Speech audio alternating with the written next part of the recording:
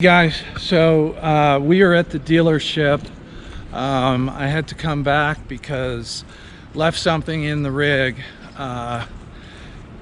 This story is heartbreaking. Chris and I are totally gutted.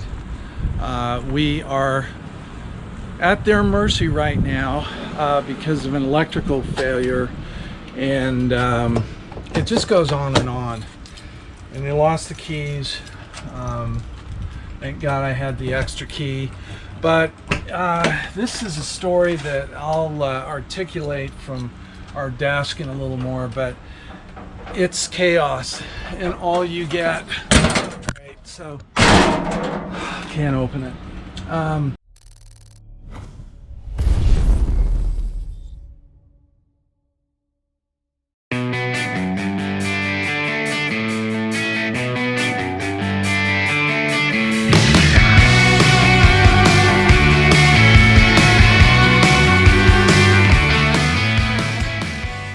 Morning from just outside of Salt Lake City, and I am Tony. And this is Chris. And we are Rolling Help. So behind us you see these gorgeous mountains. Oh my gosh. And it is really a welcome sight as opposed to the views that we've had from our hotel windows for almost the last 3.5 weeks. It's not the same. Nope, No. not at all. Not at all. And behind us is our new rig. Our new rig. There's lots of D's on it, so right now we're going with Diva. A DRV Mobile Suites Houston that we're going to tell you all about. But this is our story of the breakdown, the tragedies, the breakthroughs, and the massive change in our traveling life. Yeah. As we go forward as Rolling Help. So we're just gonna jump right in and tell you what has gone on over the last 3.5 weeks. Oh my gosh, and guys, a lot Absolutely. has gone on. So if you've been following our videos, you know that we left Denver after already being in the shop for 6 days for a scheduled series of warranty repairs, not all of which were done, in our Grand Design Momentum toy hauler. And we left for Rollins, Wyoming, and the first night out we had a complete electrical failure. So the bottom line is that without an inverter, our system runs on shore power or generator power. It's virtually useless on just running on batteries. It doesn't have enough power. So we plugged in shore power and there was nothing to 110 anywhere. But then all of a sudden Chris heard a pop and there was some smoke coming out of an outlet, and so obviously something had shorted out. Yeah, electricity and smoke is not a good combination. Exactly. So we had to turn around, roll it back to Denver, and bottom line is the entire RV industry is on its ear. They're selling them faster than they could have ever dreamt, but the service side of it, the maintenance side of it, the repair side of it has imploded. Check out the video that we put together a couple weeks ago, and I get a little passionate about that whole situation. So at that time, we were waiting hourly to hear from the shop. When are they going to look at it? When are they going to figure out? They think all it was a switch, but it also would have required going back through our wiring, seeing what had fried, and they couldn't even look at it for, at that point it was like a week and a half. And then I was told by someone under his breath, it's probably going to be 6 to 8 weeks before we can get this done. You're like, no. Yeah, because they're loaded up with, first of all, getting new units out the door, which show up from the manufacturer with 50 to 60 items, I was told by Lazy Days, is the average of how many items need to be repaired. But So they've got that. They've got warranty work on new units that are going out, and everybody within days, if not weeks, is going to have some issues, so you want to bring it back in for your warranty repairs. Right. And then you have the maintenance and repairs of older units like ours. It was about 2 years old. Apparently it had not been used that much, but you know, we put 7,500 miles on it, 25 campgrounds, and kaboom. So the only option that we had to get back on the road was to buy a new RV. Now let's back up a little bit, because while we had the car, or not the car, but the RV, our Grand Design, in the shop, you know, we live in this full time. Yep. And so, you know, Tony and I and our 2 dogs, like, where do we go? You know, we have family, but I mean, we were so uncertain of where, you know, what was going to happen. We had to rent a hotel room or stay at a hotel for, we thought in the beginning, for a couple of days. Then we extended, and it was just a nightmare. And I know you think that, oh my goodness, you guys got to stay at a hotel.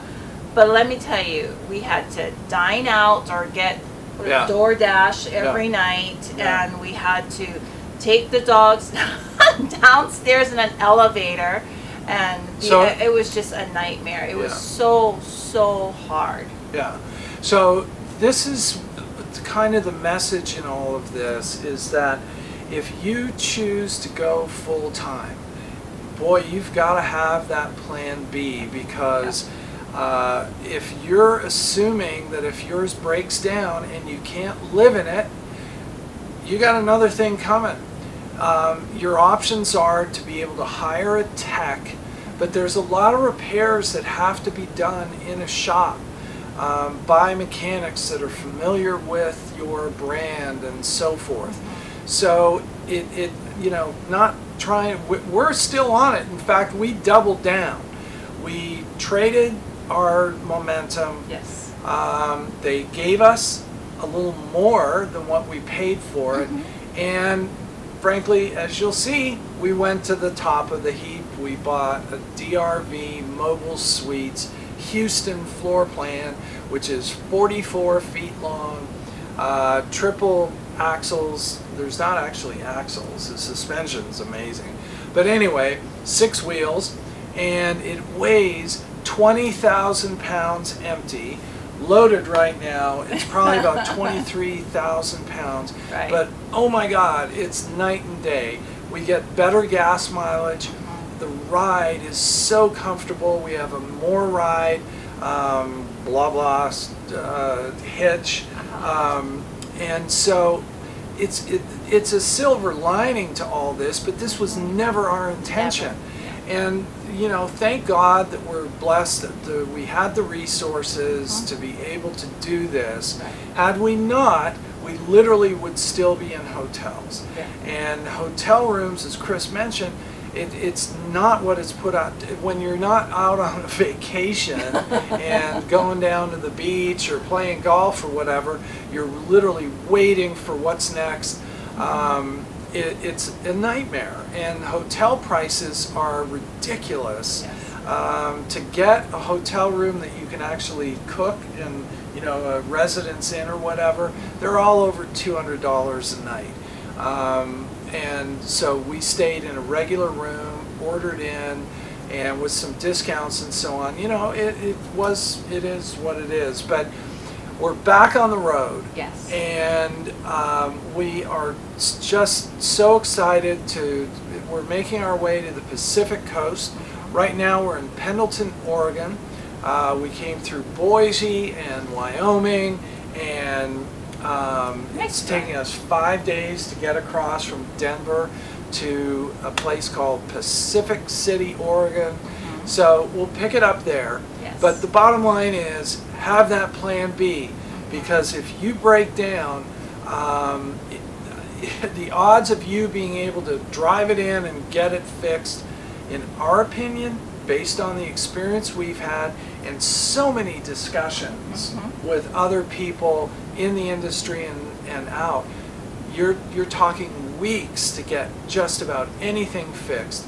Regular maintenance appointments right now by most dealerships are out at the end of the year. Yes. So, you know, the thing is, I'm sorry to mean to interrupt you, but the thing is that no one wants to say, especially in their industry, you have to wait 3 months for repair. No one wants to say that, but they have no choice because it's just, they only have so many bays, so many hands, so many things that they have to do, so much time that it's an impossibility it's right a now. really tough situation. But what's interesting is we put a deposit on this DRV on a Saturday, and it was delivered the following Saturday. So that meant they had to go through it.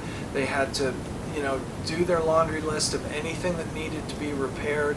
They put our satellite dish on. They put our cell satellite thing on. It was wonderful. They did a good job. Yeah, but it's kind of ironic how they managed to get that done. Oh, we're not going to talk about that. We're not going to talk to about make that. Whatever. Because our grand design, I mean, we loved it. Yeah. We loved it. We were actually. But we love this more. Oh yeah, No we love this question. more now that but Yeah. it's we had no intention of giving up our grand design, and so here we are. Here We're we back are. in business. Yes. Rolling Help is on the road, and once we get on the coast, we're going to start identifying some food banks that need our help, that need your help, and so stay tuned. Stay tuned. All right. Have a great day, and thanks from Rolling Help. See you soon.